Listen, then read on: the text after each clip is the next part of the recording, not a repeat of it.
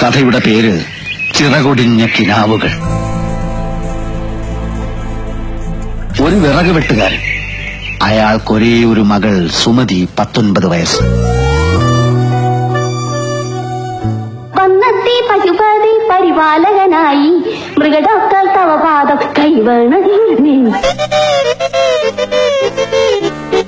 ഇവൾ സ്ഥലത്തെ ഒരു തയ്യൽക്കാരനുമായി പ്രണയത്തിലാണ്. അനീതി കണ്ടാൽ എതിർക്കും, ജനങ്ങളുടെ ഏത് കാര്യത്തിനും മുന്നിൽ കാണും.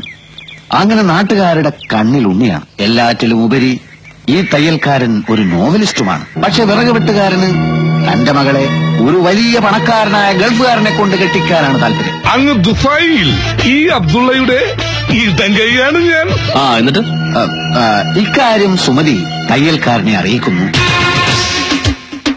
മലരമ്പൻ അഴുകുന്ന കിളിമകളെ. എന്തിനാ ഇങ്ങനെയൊക്കെ? എങ്ങനെയൊക്കെ?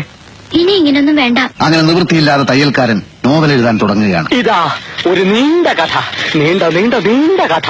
ഇതാ പിടിച്ചോ. അത്ഭുതമെന്ന് പറയട്ടെ, ഏറ്റവും നല്ല നോവലിനുള്ള സർക്കാർ അവാർഡ് അതിന് കിട്ടുകയാണ്.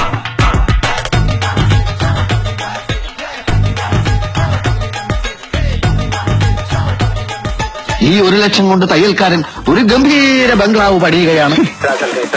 റാസൽ ഖൈമീര വലിയ വീട്ടിൽ ആ രാജകുമാരൻ ഒറ്റയ്ക്കായിരുന്നു. ഇതാണ് ചിറകടിഞ്ഞ കിനാവ്.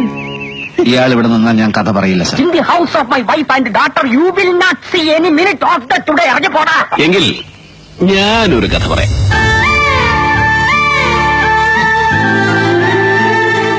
ഒന്നുമില്ലാത്ത അശോകനെ എന്തെങ്കിലുമൊക്കെ ആക്കി തീർത്ത ബാലചന്ദ്രൻ, എന്റെ പ്രിയപ്പെട്ട ബാലൻ.